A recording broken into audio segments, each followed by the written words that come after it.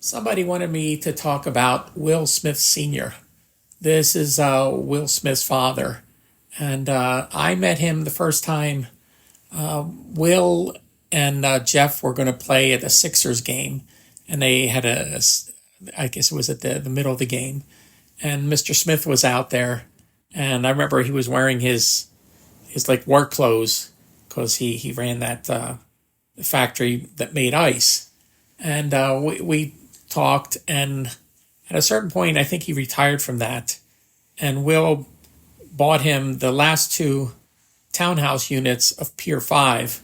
They connected them together, and that was his house. But the cool thing is he was directly across the parking lot from Jazzy Jeff's place. So you could walk out of Jazzy Jeff's place, walk across, it was an indoor parking lot, and then go into Mr. Smith's place. And it's like a little neighborhood in this area. And Mr. Smith was the coolest guy. He got in touch with me, and he wanted me to teach him how to use Pro Tools. So I would drive down from, at that point, from Bethlehem down to Philadelphia to Pier 5.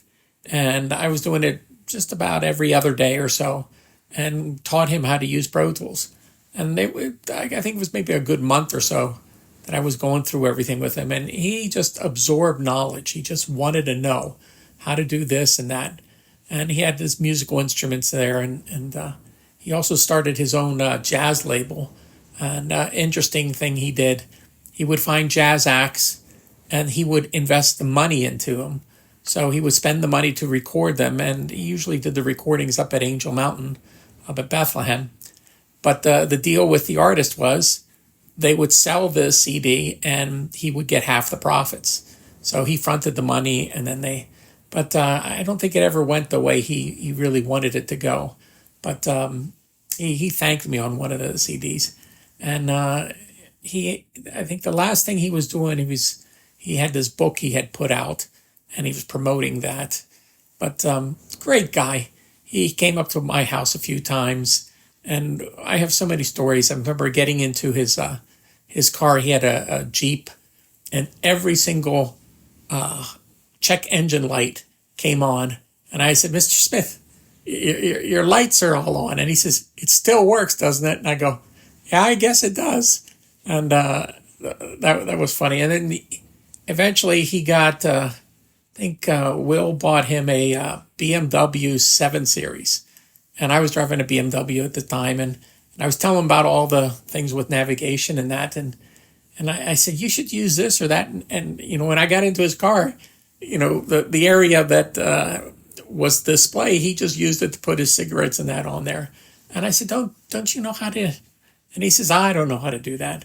So when I was at the BMW dealership, I had mentioned it to him because they bought it at the same place, and the BMW people all swarmed him to teach him how to use this stuff. And he called me up and he was just annoyed with me. I mean, he's still a good friend, but he said, don't do that, George. Don't tell anybody, because they just want to make me learn how to use this thing. So, but it's sad that he's passed away, and I miss him dearly. He was like family. You really didn't need an appointment or anything. You could go over and say, hey, Mr. Smith, I'm in the neighborhood. He would say, come on over. And he would tell me all kinds of stories. It was great. And it wasn't Will related or anything. It was stories about him doing different things.